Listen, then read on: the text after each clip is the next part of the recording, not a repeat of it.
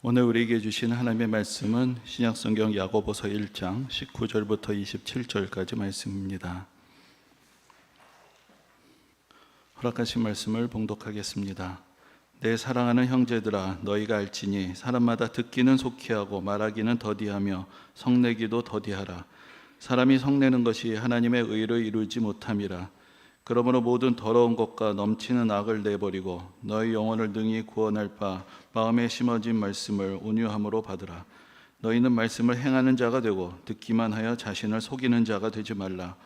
누구든지 말씀을 듣고 행하지 아니하면 그는 거울로 자기의 생긴 얼굴을 보는 사람과 같아서 제 자신을 보고 가서 그 모습이 어떠했는지를 곧 잊어버리거니와, 자유롭게 하는 온전한 율법을 들여다보고 있는 자는 듣고 잊어버리는 자가 아니요 실천하는 자니 이 사람은 그 행하는 일에 복을 받으리라.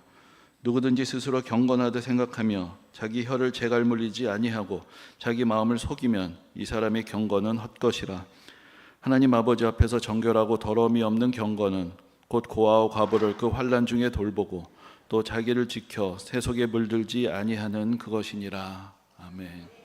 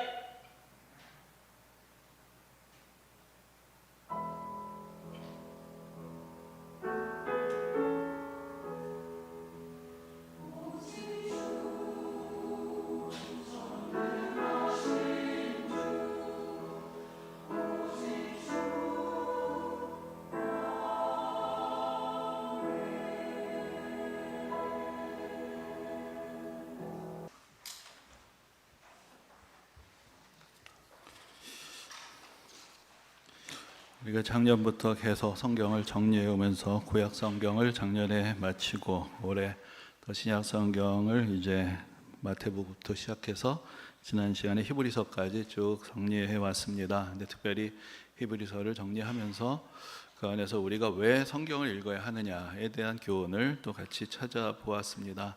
사실 히브리서도 그렇고 또 성경의 여러 말씀들이 우리가 읽었을 때 사실 그렇게 쉽지 않습니다. 쉽지 않다는 것, 그것이 우리가 성경을 읽어가는 것을 좀 방해하기도 하지만 그때마다 우리는 조금 더 깊이 생각해 보아야 하는 것이죠. 기독교 신앙이란 것, 그렇게 우리가 흔히 생각하던 혹은 남들이 말하던 그 몇 가지 줄로 요약을 할 수 있는 그런 간단한 신앙은 아닙니다. 그 안에는 더 깊은 하나님의 뜻이 있고 우리가 헤아릴 수 없는 하나님의 지혜가 있습니다. 말씀이 좀 어렵다라는 생각이 들 때마다 사실 아직도 내가 더 모르는 것이 있고 더 깊이 알아야 할 것이 있다라는 것을 사실 우리는 좀 깨달을 수 있어야 하는 것입니다.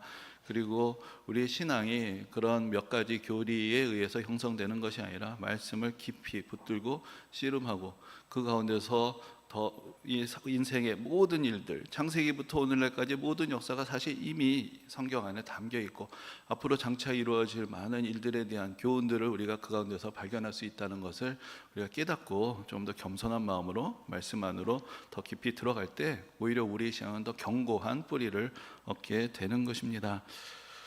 제가 성경을 읽는다라는 것을 생각할 때마다 이렇게 기억이 나는 성경책이 한 권 있습니다.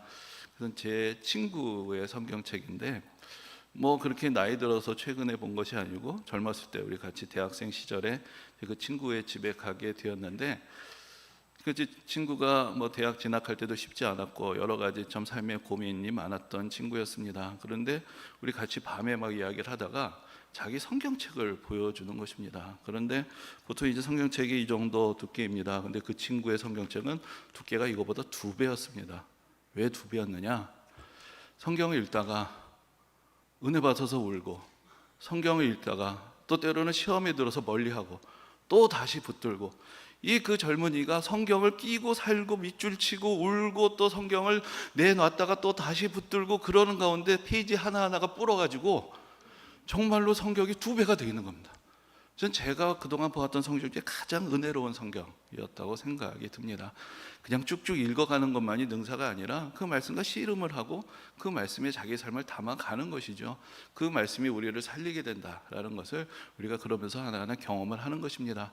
그래서 이제 우리가 왜 성경을 읽어야 하는가? 성경이 우리를 살리고 그 안에 우리 인생에 지혜가 있다라는 것을 우리가 다시 한번 생각해 보았습니다. 근데 오늘은 거기에 이어서 그러면 어떻게 성경을 읽어야 하느냐라는 이야기를 조금 더 생각을 해 보려고 합니다. 그리고 거기에 대해서 우리에게 또 답을 주는 말씀이 바로 그 히브리서 다음에 나와 있는 야고보서입니다. 근데 이제 야고보서와 함께 또 그 좀 더 뒤에 있는 유다서의 말씀도 간단하게지만 함께 좀 정리를 해 보려고 합니다. 야고보서하고 유다서는 사실은 성경의 순서로 보면 좀 떨어져 있죠.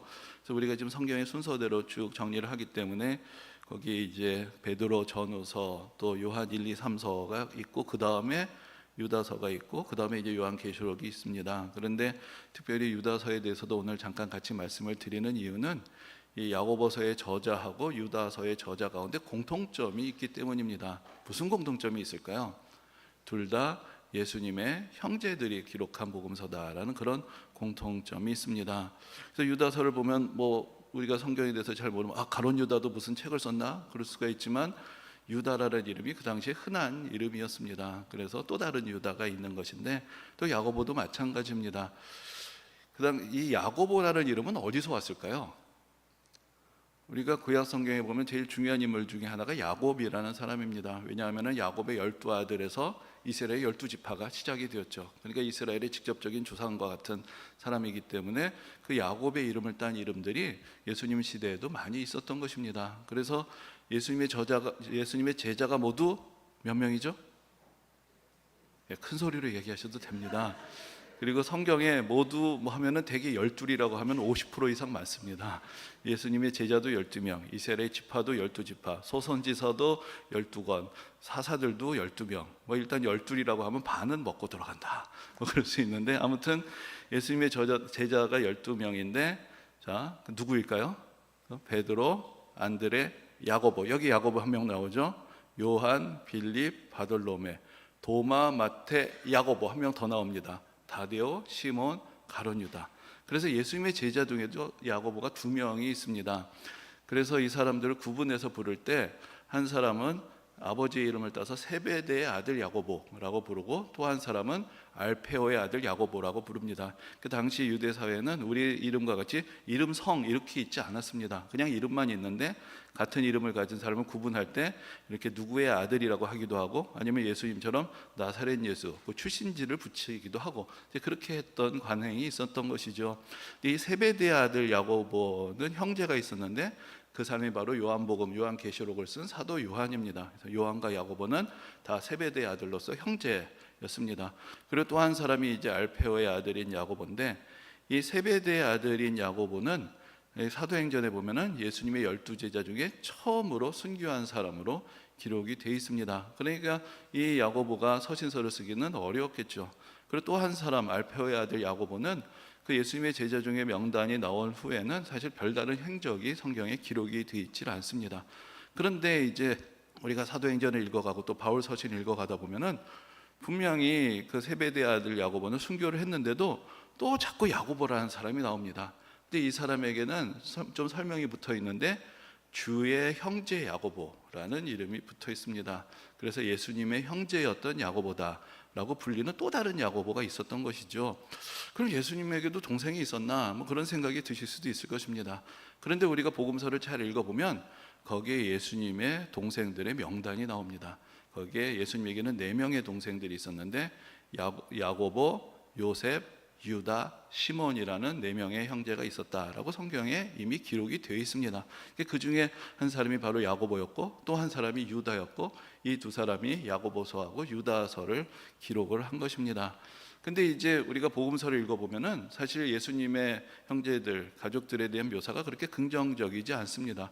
형제들도 예수님을 믿지 않았다라고 이야기를 하기도 하고, 또 예수님의 가족들이 예수님이 미쳤다라고 생각하고 데리러 오기도 하고 이런 이야기들이 있습니다. 사실 어떻게 우리가 생각해 보면은 그 동생들 입장에서는 우리 형인데, 같이 어려서 같이 지냈는데 어느 날 갑자기 우리 형이 메시아라고 그러고 하나님의 아들이라고 하니까 그게 잘 믿기가 어려웠을 수도 있을 것입니다. 우리 형이 좀 이상하게 된 거 아닌가, 그런 생각도 했을 수 있겠죠. 근데 나중에 사도행전을 보면은 거기에 이제 예수님께서 부활하시고 승천하신 후에 그 제자들이 모여서 같이 기도하다가 성령이 임재하시는 그런 놀라운 사건이 기록되어 있습니다. 거기 120명이 모여 있다고 되어 있는데 그 가운데 예수님의 어머니 마리아와 예수님의 형제들도 있었다라는 그런 기록을 보게 됩니다. 그러니까 처음에는 별로 믿음이 없었지만 예수님께서 부활하시고 승천하신 것을 경험을 하면서 그들의 마음에 확신이 생기게 되고, 그들도 예수 그리스도를 이제 우리의 형이 아니라 나의 주님으로 고백하는 그런 믿음에 들어가게 된 것입니다. 그리고 이제 사도 바울의 기록을 보면은 주의 형제들도 여러 곳을 다니면서 복음을 전하고 있다라는 그런 증언들도 들을 수가 있습니다. 근데 이제 그 중에서 이제 야고보가 조금 특별한 것은, 우리가 이제 그 사도행전을 쭉 읽어가다 보면은 우리 전에도 말씀을 드렸지만은 아주 중요한 사건 중에 하나가, 이제 그 당시에 이제 복음이 이방인들에게 전파되기 시작하니까 그럼 이방인들도 다 유대인들처럼 율법을 다 지켜야 하느냐, 특별히 할례를 받아야 되냐, 이런 문제가 이제 이야기가 됩니다. 그래서 사도들과 교회 지도자들이 같이 모여서 회의를 하게 되었는데 그 회의에 최종 결론을 낸 사람이 야고보였습니다.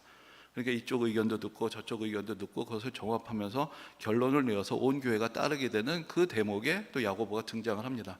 그것을 보면 이제 예수님의 동생이었던 야고보가 그 당시 예루살렘 교회와 사도들 사이에서 상당히 중요한 역할을 했고, 그래서 사도 바울도 베드로하고 요한하고 야고보를 교회의 기둥이다, 그렇게 표현을 하기도 했습니다. 그래서 야고보는 또 성경에는 더 자세한 이야기들이 나와 있지 않지만 교회 전승을 보면은 야고보에게 주님의 동생이다라는 그런 별명 외에도 또 하나의 별명이 있었는데 의인 야고보라는 그런 별명이 있었습니다. 그 야고보는 경건한 삶, 어떻게 생각하면은 유대교의 전통과 기독교의 복음을 조화를 이루고자 했던 사람이었다고 할 수가 있고, 특히 그가 참으로 의롭고 경건한 삶으로 많은 사람들에게 모범이 되었다고 전해집니다.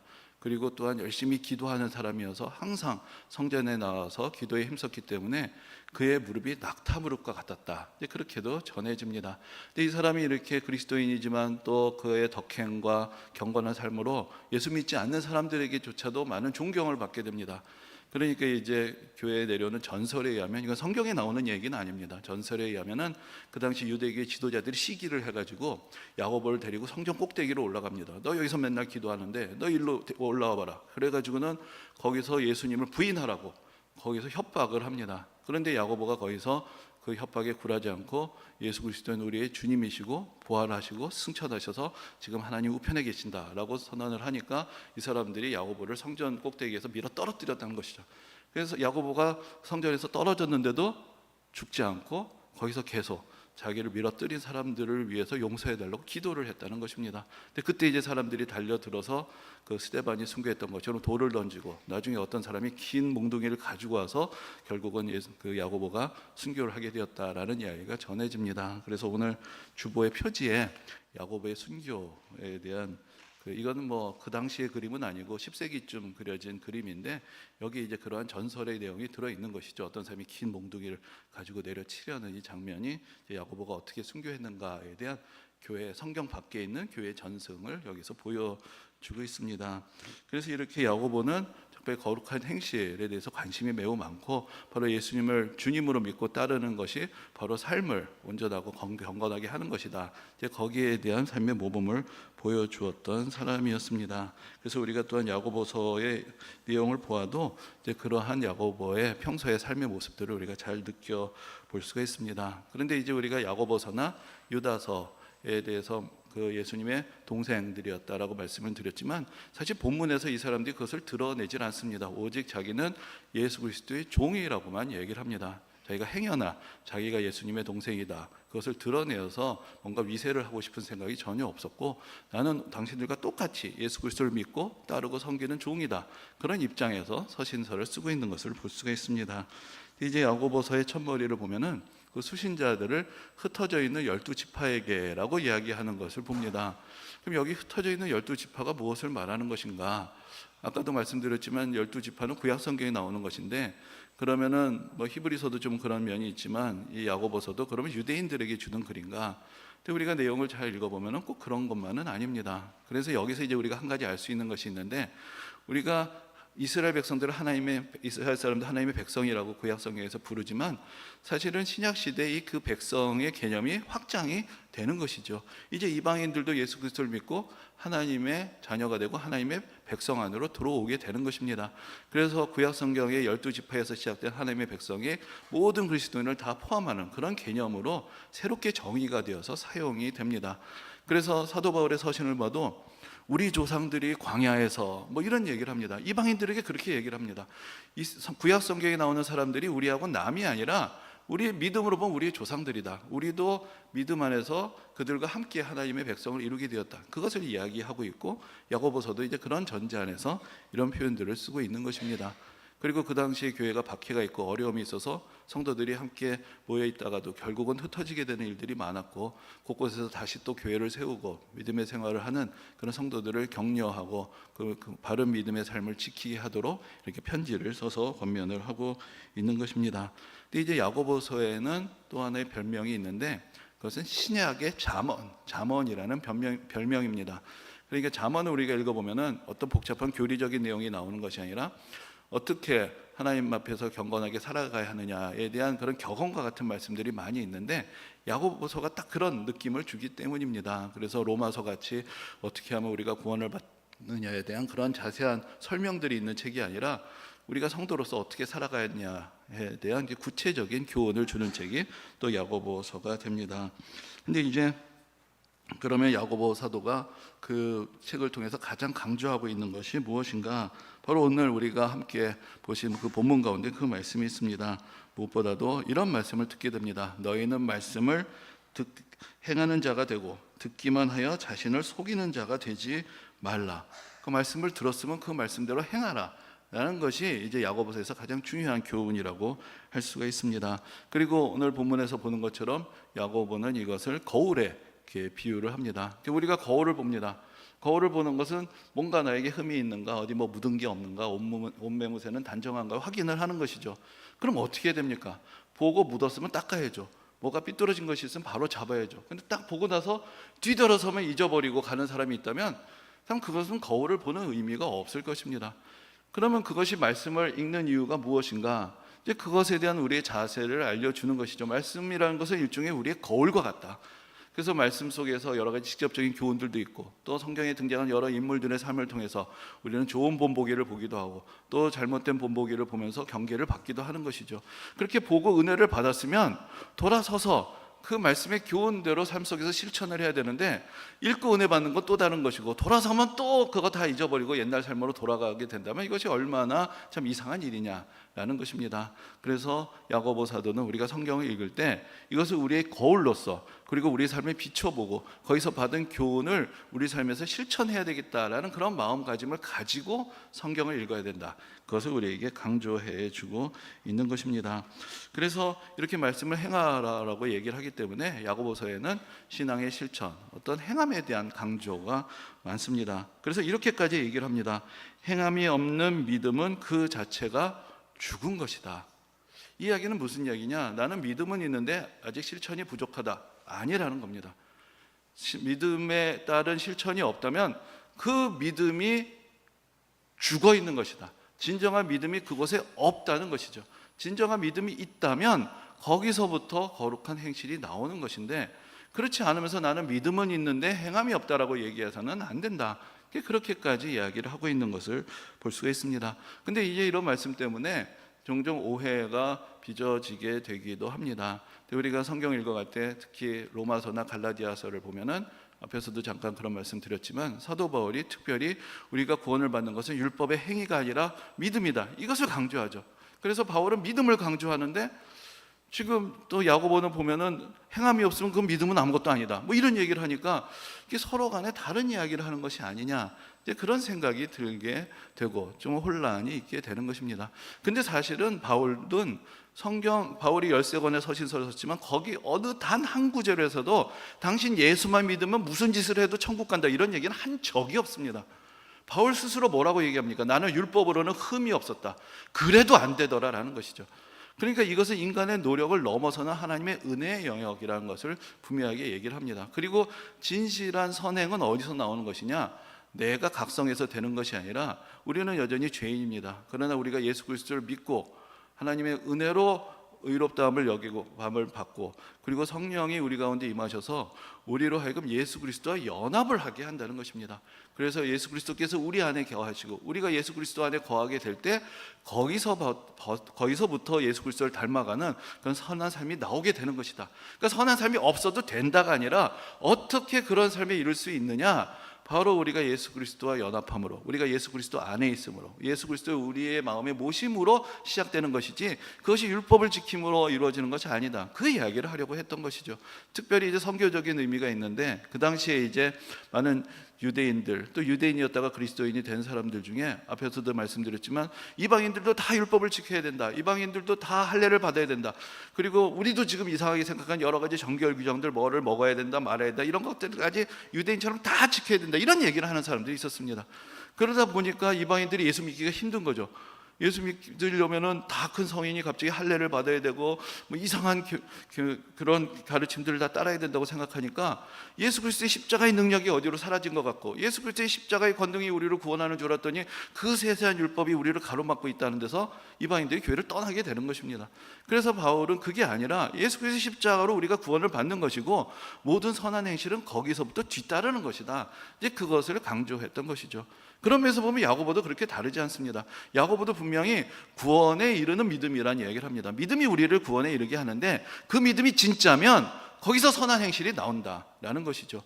율법도 우리를 얽매이는 조항이 아니라 자유하게 하는 율법이다. 결국은 율법도 복음을 향하는 것이다, 그 이야기를 합니다. 그래서 야고보나 사실은 바울이나 모두가 다 예수 그리스도를 어떻게 진실하게 믿느냐, 그 믿음에서부터 우리의 모든 선한 행실이 나오게 되는 것이다, 이제 그것을 강조했다고 할 수가 있을 것입니다.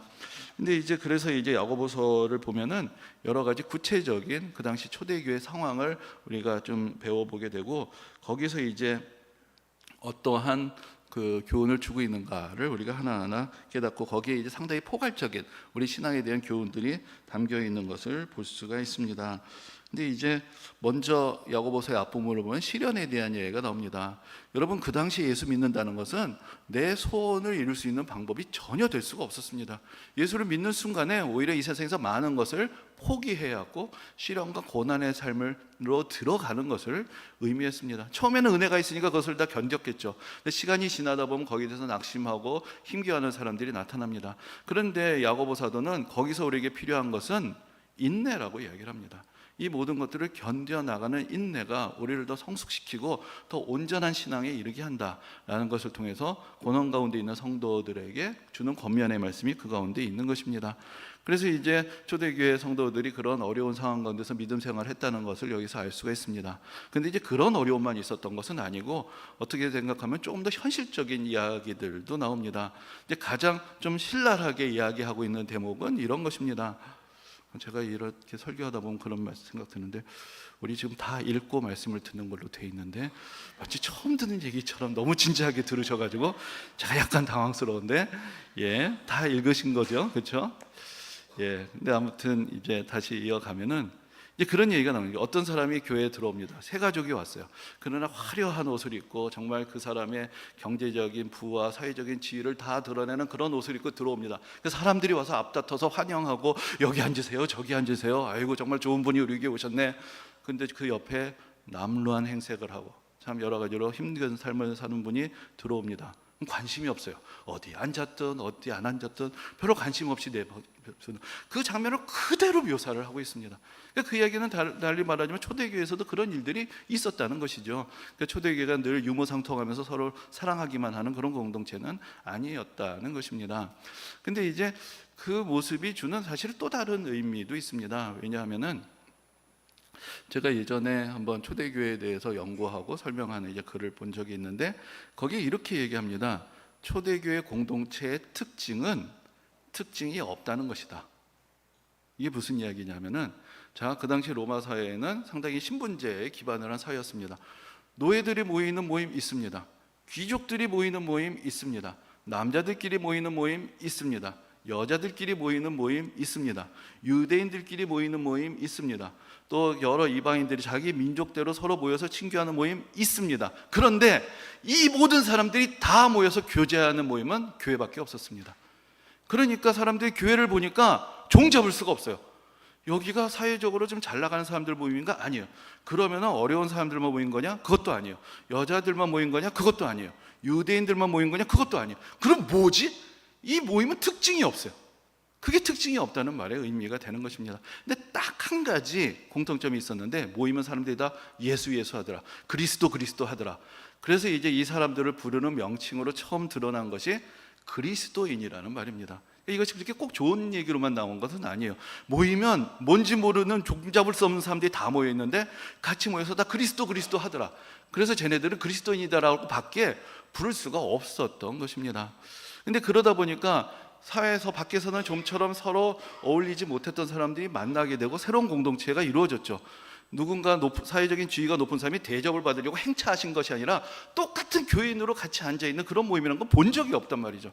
그러니까 여전히 사회에서 배운 어떤 습관이 있으니까 뭐 있어 보이는 사람이 오면 자꾸 대접하려고 하는 그런 버릇이, 그런 나쁜 버릇이 나오더라는 것입니다. 그래서 거기에 대해서 경계를 하는 것이죠. 근데 사실 이런 말씀을 들으면은 오늘날 우리의 모습은 어떤가? 이런 것들도 우리가 다시 한번 살펴보게 됩니다.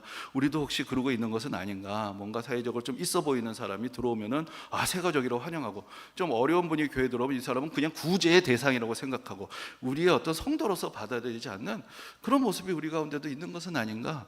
사실 그 말씀을 우리 스스로를 돌아다 보아야 하는 것입니다. 또한 그 말씀에서 보면은 그 당시 초대기에 또 여러 가지 모습들이 등장을 하게 됩니다. 거기서 이제 아까 인내에 대한 말씀도 드렸지만은 또 때로는 그렇게 그 입술에 대한 말에 대한 얘기도 나오는데, 어떻게 한 입술로 하나님을 찬양하고 또 똑같은 입술로 형제들을 비방하느냐, 이제 그런 이야기도 나옵니다. 그것은 같이 모여서 찬양하고 경배하고 기도하고 나서 또 성도들이 모였을 때 뒤에 가서는 또 성도들에서 수군대는 이제 그런 모습들이 그 당시에도 있었다라는 것이죠. 그래서 초대교회도 그렇게 온전한 교회, 완벽한 교회는 아니었고 그 가운데서 또 우리가 예수를 믿는다면은 성도들의 삶이 어떻게 해야 되느냐, 거기에서 매우 실제적인 교훈을 주는 그런 서신이 바로 야고보서라고 할 수 있습니다. 근데 이제 야고보서에 나오는 여러 가지 교훈 중에서 특별히 자주 반복이 되는 주제가 있습니다. 그것이 바로 이제 앞에서 말씀을 드렸던 것처럼 바로 말에 대한 이야기입니다. 그래서 여러 가지로 다른 권면들도 여러 가지가 있지만 말에 대한 권면은 1장부터 마지막까지 계속해서 반복이 되는 것을 볼 수 있습니다. 오늘 본문에서도 보는 것처럼 듣기는 속히하고 말하기는 더디하라라는 그런 말씀도 있고, 혀에다가 재갈을 물리는 것이 진정한 경건이다, 이제 그런 말씀도 있습니다. 그리고 교회 안에서의 차별을 다룰 때도 결국은 그것이 이제 우리의 말의 문제하고 연결이 되는 것이죠. 그래서 다른 주제들은 한 번, 두 번 나오고 지나가는데, 말에 대한 주제는 특별히 3장을 보면 한 장 전체가 다 우리의 입술을 어떻게 사용해야 하는가에 대한 매우 강력한 교훈을 주는 것을 볼 수 있습니다.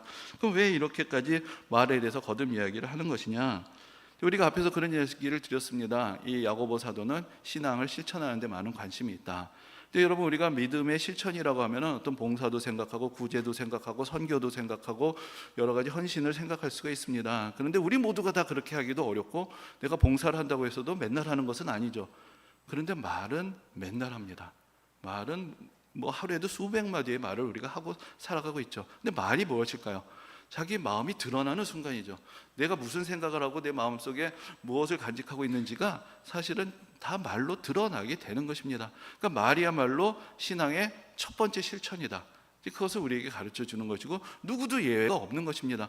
못하고 있는 사람은 없어요. 다 하고 있는데 그것이 바로 된다면 그 다음에 다른 모든 신앙의 헌신들이 더 온전하게 이어질 수가 있게 되는 것입니다. 그래서 말에 대해서 특별히 주의하고 경계하는 것을 봅니다. 근데 그것은 사실 야고보서만 그런 것은 아니죠. 잠언에서도 여러 번 이제 말에 대해서 경계를 하고 있는 것을 볼 수가 있습니다. 그래서 사람이 죽고 사는 것이 혀의 권세에 달려 있다, 이런 얘기까지 잠언에서 듣습니다. 예수님도 말씀하십니다. 사람을 더럽게 하는 것은 밖에서 안으로 무슨 부정한 음식을 먹어서가 아니라 그 마음속에 있는 더러운 것이 입으로 나오는 순간에 그 사람의 입이 더러워지고 그 사람이 더러워지는 것이다, 그렇게 말씀을 합니다. 마치 자기가 안 그런 것처럼 하지만 결국은 자기 안에 있는 시기와 질투와 여러 가지 교만이 우리의 입을 통해서 나오는 순간에 결국은 그 사람이 더럽혀지는 순간이다 라고 그렇게 이야기를 하셨던 것입니다. 근데 여러분, 성경만 사실 그런 얘기를 하는 것은 또 아니죠. 우리도 침묵은 금이다, 또 말 한마디로 천냥빚을 갚는다, 우리 옛날 경원에도 말을 어떻게 하느냐가 매우 중요하다라는 것은 많이 잘 알고 있습니다. 그런데 그럼에도 불구하고 왜 우리는 말에 자꾸 실수를 할까요? 왜 말로 다른 사람들에게 상처를 주고 후회하는 일들이 왜 우리에게 벌어지게 되는 것일까요? 뭐 여러 가지 이유들이 있고 뭐 상황들이 있을 것입니다. 근데 전 특별히 또 우리나라 사람들, 우리나라 문화 가운데서 이루어지는 일들도 있지 않나라는 그런 생각을 해봅니다.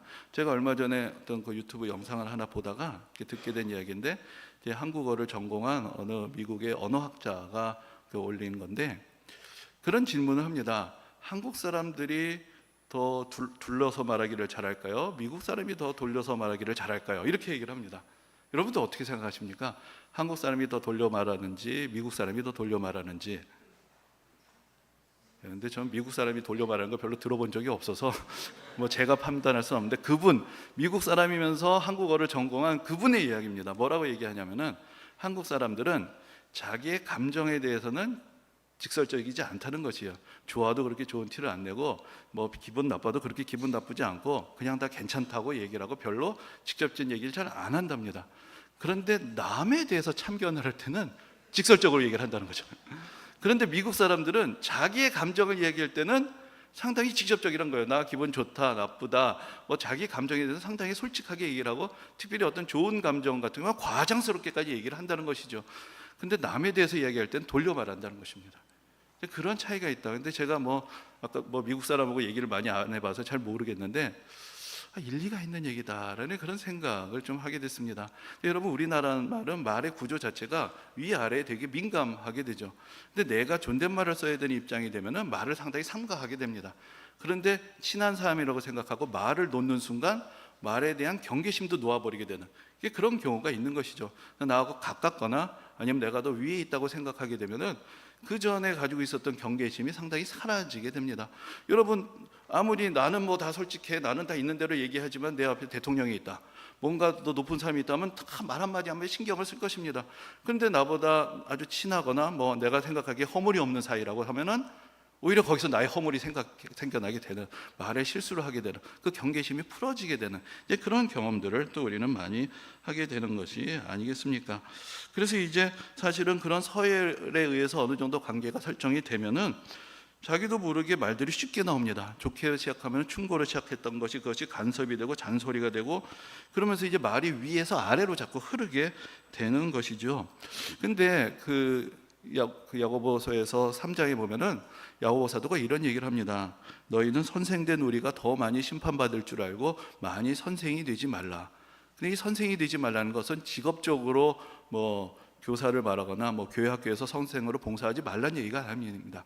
그런 자리에 자꾸 서려고 하지 말라는 것이죠. 내가 누군가를 가르칠 자격이 있다고 생각하는 순간에 꼭 사람은 실수를 한다. 그렇기 때문에 그 자리에 서서 내가 하는 모든 얘기를 하나님은 다 보고 듣고 계신다. 더 많은 심판거리를 쌓을 뿐이다. 그러므로 선생이 되려고 하지 말라. 남들보다 내가 더 높이 있는 자리에 있다라고 생각을 하지 말고 늘 겸손한 마음을 가지고 살아라 라는 것이 이제 말에 있어서 주는 첫 번째 교훈이 되었던 것입니다. 그리고 여러분, 그 상처를 주는 말을 할 때 거기에 또 다른 근원이 있는데, 그것은 이제 나쁜 마음의 문제라기보다는 어떤 면에서 보면은 지혜와 총명이었기 때문에, 좀 더 직접적으로 말하면 어리석음의 문제가 그 가운데 있는 것입니다. 여러분, 우리가 그런 얘기죠. 내가 그런 뜻으로 얘기한 건 아니죠. 뜻은 선이에요. 선의로 얘기했습니다. 그런데 생각이 없어요. 내가 그 말을 꼭 지금 해야 되는 말인지, 그것을 내가 해야 하는 말인지, 지금 그 말을 해야 할 때인지, 이 말을 들을 때 그 사람은 어떻게 반응할 것인지 생각을 안 하고 선의만 가지고 이야기를 하다 보니까 문제가 생기는 건 아닙니까? 악의가 있다고 얘기하는 것은 아니에요. 생각이 짧았다라고 이야기를 하는 것이죠. 그래서 우리가 후회하게 되는 것 아닙니까? 그때 그 얘기를 하지 말았어야 되는데. 이게 내가 어떤 악의가 없다는 것이 또 하나의 우리의 긴장감을 풀어주게 됩니다. 이건 말은 맞는 말이고 내가 다 잘 되라고 하는 얘기인데, 그러나 거기에 우리에게 생각이 더 필요하다는 것, 그리고 그 말을 하는 나는 누군가에 대해서도 우리가 돌아볼 수 있어야 하는 것이죠. 그래서 듣기는 속히 하는데 말하기는 더디하라는 것은 해야 할 말은 해야 되겠죠. 그러나 시간이 필요하다는 것입니다. 분별해야 합니다. 그 말을 해야 될 사람이 나인가, 또 이 상황은 왜 이렇게 된 것인가, 내가 뭔가 지금 거스르는 일이 있는데 왜 이런 일이 벌어진 것일까, 이해해 보려고도 하고 여러 가지 생각도 해보고 여러 가지 자기를 점검해 보는 시간이 있은 후에 말을 하면은 후회가 없을 터인데, 그냥 선한 뜻이다 라고만 생각하고 말을 하는 거는 그 사람이 악한 것이 아니라 생각이 없는 사람이 되어버린다는 것입니다. 그래서 이제 야고보가 이렇게 얘기를 합니다. 지혜와 총명을 이야기합니다. 너희 중에 지혜와 총명이 있는 자가 누구냐? 자, 우리가 뭔가 말에 대해서 이 고삐가 풀리게 될 때는 내가 더 지혜롭고 내가 더 똑똑하다고 생각하기 때문이죠.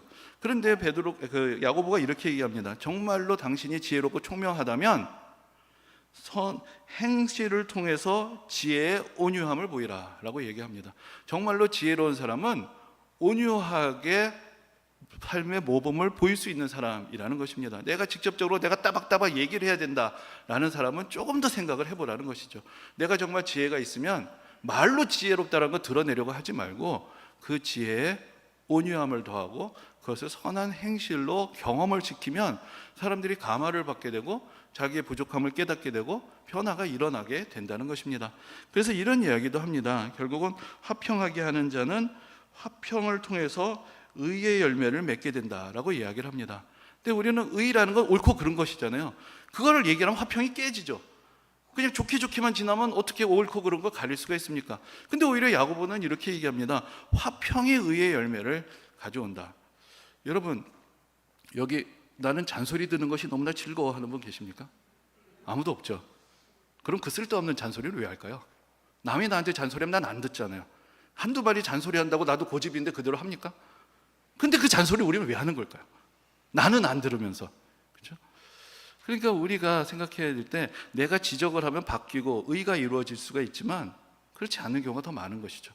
내가 의를 이루고자 했던 것이 그 사람 입장에서 어떻게 됩니까? 니는 뭔데? 이게 의가 이루어지는 것이 아니라 오히려 다툼만 더 커지더라는 것이죠. 그러니까 정말로 의를 이루려면은 화평하는 마음, 정말로 그 사람을 아끼고 사랑하는 마음, 그리고 우리 모두가 더 화합해서 더 나은 공동체가 이루어져야 되겠다는 그런 화평한 마음 속에서 이야기를 한두 마디 할 수 있을 때 그것이 오히려 변화를 가져온다는 것입니다. 그래서 제가 어떤 화평에 대한 얘기, 또 말에 대한 얘기 할 때마다 되게 기억이 나는 분이 있는데, 전에도 말씀을 드렸습니다. 제가 교동문을 읽을 때마다 생각이 나는 것인데, 예전에 제가 부교육자로 사역을 할 때 그때 이제 1년 동안 설교 목사로 오셨던 김호식 목사님이라는 분이 계신데, 저하고는 비교할 수 없는 교회 어르신이고 원로인 목사님인데, 그때 이제 그 목사님이 설교를 하시면 제가 이게 사회를 받습니다. 그런데 어느 날 예배 끝나고 그 목사님이 이렇게 얘기하시는 거예요. 그 목사님의 표현을 그대로 사용하면 이것입니다. 김 목사님, 내가 오늘 벗으로서의 애정을 가지고 한마디 해도 될까요? 엄청난 얘기죠. 저는 평생 어디서도 그런 얘기를 어르신들에게 들어본 적이 없어요. 내가 벗으로의 애정을 가지고 한마디만 해도 될까요? 근데 그게 그렇게 대단한 얘기도 아니었습니다. 제가 말이 빠르잖아요. 교동문을 읽을 때 1초만 천천히 하라는 거예요. 1초만. 그러니까 교동문이 이렇게 인도자, 회중 이렇게 번갈아가요. 회중들이 말씀을 낭독하고 나면 바로 들어가지 말고 1초만 쉬었다 들어가라고. 그래야지 낭독한 말씀의 의미를 성도들이 좀 생각할 시간을 주고 들어가야지 그 시간이 의미가 있지, 그냥 다다다닥 가버리면 성도들도 다다다닥 따라오니까 그냥 그 시간이 의미가 없는 시간이 된다. 이제 그 이야기를 하실 때 그 이야기를 하시는 게 늘 기억이 납니다. 저 지금도 교동문 읽을 때마다 그 생각이 나요. 그래도 빨리 하죠. 그게 잘 고쳐지진 않는데 그래도 제 딴에는 1초씩 참고 있는 겁니다. 근데 여러분, 화평이 의를 이룰 수가 있습니다. 그리고 우리가 어떻게 생각하면 다른 사람들을 좀 무시하는 게 있어요. 말을 제대로 해야 알아듣는다. 근데 말을 제대로 하면 거부해요. 그렇죠? 그런데 내가 온유함으로 모범을 보이면 그게 감화가 돼서 사람들이 바뀔 수 있습니다. 그 신뢰가 있으면 말을 함부로 안 하죠. 근데 그 신뢰가 없어 쟤는 저렇게 얘기를 해야 듣는다. 그래도 안 들어요. 나도 안 듣는데 뭐. 그렇죠? 그러면 유일한 방법, 정말로 지혜가 있고 정말로 일을 이루어가야 하는 사람은 지혜의 온유함에 화평이 있을 때 오히려 의가 이루어진다. 그것을 우리에게 가르쳐주고 있는 것입니다. 그래서 여러분, 우리가 교회 안에서 가족이라는 이야기 많이 합니다. 참 좋은 말인데 전에도 그런 말씀드리고 있지만 우리나라에서 가족이라고 할 때 한 가지 조금 신경 써야 될 것이 있습니다. 왜냐하면 가족은 단 두 사람도 평등하지가 않습니다. 쌍둥이도 우아래가 있어요. 그렇죠? 저희 딸이, 큰애가 저희 동생네 둘째보다 생일이 한 달도 차이가 안 나요. 그래도 태어나서부터 지금까지 언니라고 불러요. 그렇죠? 여러분, 가족 간에는요 우아래가 다 있습니다. 그렇죠? 그러니까 가족이라는 것의 원래 의미는 정말로 성도들의 관계가 혈연보다 더 가깝고 서로도 위해주고 서로도 깊이 이해해주는 공동체라는 의미인데, 그것이 잘못 번역이 되면은 여기도 서열이 있다, 위아래가 있다. 근데 윗사람은 어떻습니까? 좋게 말하면 책임을 져야죠, 아랫사람에 대해서. 그러나 그렇기 때문에 또 간섭을 하게 되고 가족이란 말로 정당화가 됩니다. 이게 잘못되면요 교회가 잔소리 공동체가 되는 것이죠. 근데 요즘 사람들이 말을 들으려고 합니까? 그러니까 아까 말씀드린 듣지도 않을 잔소리하다가 상처만 받고 끝나는 그런 일들이 일어날 수 있는 곳이 될 수 있다는 것입니다. 그래서 그러면 어떻게 되느냐? 그러면 서로 상관하지 말고 사느냐? 그런 말은 못해서 하느냐? 근데 이제 야고보 사도가 그럼 우리의 말은 언제 하는 말이 좋은 것이냐? 어떤 말이 진실하고 필요한 말이냐? 거기에 대해서 교훈을 줍니다. 근데 이제 거기서 매우 중요한 얘기를 하는데, 성도들 간에 서로 죄를 고하며 병이 낫기 위해 기도하라라고 이야기를 합니다. 여러분, 사실 우리가 허물을 드러내고 싶어 하진 않죠. 자꾸 자랑하고 싶어 하는 마음이 있고 그냥 그걸 참습니다. 또 때로는 내가 별로 자랑할 게 마땅치 않으면 다른 사람을 깎아내리려 하는 그런 마음도 있습니다. 그래서 뭔가 그래도 나는 괜찮다라는 걸 드러내려는 그런 못된 마음이 사람들마다 있는 것이죠. 근데 말을 거기에 쓰지 말라는 것이요. 어떤 공동체가 되어야 되느냐? 서로의 허물과 죄를 고할 수 있는 공동체가 되어야 한다는 것입니다. 남의 허물을 지적하기 전에 나의 허물, 나의 죄를 자기 스스로 내어놓을 수 있는 공동체. 그걸 못하면서 남의 허물을 지적하면 무슨 의미가 있겠습니까? 그렇죠? 근데 그건 다시 말하면 교회가 참 그리스도의 십자가의 사랑 안에서 은혜로운 공동체가 되어져. 내가 허물을 이야기하고 내 죄를 고백해도 그게 흉이 되고 사람들에게 비난을 받는 것이 아니라 오히려 같이 나를 위로해주고 또 함께 이해해 줄 수 있는 그런 공동체가 되어야 한다는 것이죠. 그것은 어떤 때 가능할까요? 우리 모두가 죄인이고 우리 모두가 연약하다는 걸 서로 깨닫고, 그래서 서로에게 손가락질하는 공동체가 아니라 그 사람의 흠을 통해서 또 자기의 흠이 생각이 나고 자기의 죄를 고백함으로 또 다른 이들이 그것을 함께 공감해주고, 우리 서로 연약한 사람들이 함께 그리스도의 은혜 가운데 나아가고, 그러면서 서로 위로받고 더 성장하고 더 거룩해지는 그런 공동체, 그걸 위해서 말이 필요하다. 이제 그것을 이야기를 해주고 있습니다. 여기에 소통에 참된 의미가 있고 말에 참된 자리가 있는 것입니다. 우리의 연약함을 솔직하게 나눌 수 있고 상대방의 연약함을 함께 아파하고 같이 위해서 기도해 주면서 육신의 병과 마음의 병이 치유함을 받는 그런 공동체, 그걸 위해서 우리는 이야기를 해야 합니다. 말을 해야 됩니다. 진실로 소통을 해야 합니다. 그러나 그때 대화하는 자리는 위에서 아래로 흐르는 자리가 아닙니다. 곁에 있는 자리가 되는 것이죠. 함께 곁에 있어서 함께 은혜를 나누고 사랑을 나눌 때 그 말은 선한 말이 되고 공동체에게 화평과 의를 가져오는 말이 되고, 그렇게 함으로 공동체는 더 그리스도 안에서 성숙한 그런 공동체가 되어 가는 것입니다. 그래서 이제 순서가 중요한 것이죠. 앞에서 무슨 말씀을 드렸습니까? 말씀을 읽습니다. 말씀은 나를 비춰보는 거울입니다. 다른 사람을 비춰보는 거울이 아니라 내가 거기서 나를 비춰봅니다. 그리고 내가 나의 본 모습을 깨달으면 나는 겸손해지는 것이죠. 사실 우리가 지나온 우리의 삶을 보면 얼마나 실수가 많았습니까? 얼마나 우리가 부정확한 정보도 많았고 얼마나 우리가 불완전한 사람이었습니까?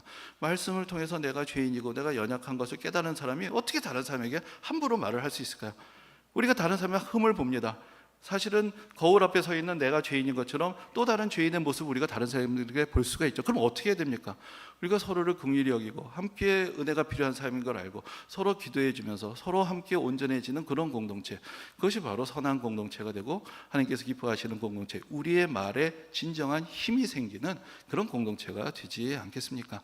성경을 어떻게 읽어야 하느냐? 나를 비춰주는 거울로 보고 그 말씀에 따라서 예수 그리스도의 삶의 모범을 따라서 사랑을 실천하는 그런 삶의 성숙으로 이끌어가는 그러한 책으로 우리가 읽고 실천해 갈 때, 그래서 나의 영혼을 유익하게 하고 우리 공동체를 살리고 하나님의 은혜 가운데서 모든 일들을 다 화평하게 이루어가게 될 것입니다. 그 은혜가 모든 성도님들에게 함께 하시기를 주님의 이름으로 축원합니다.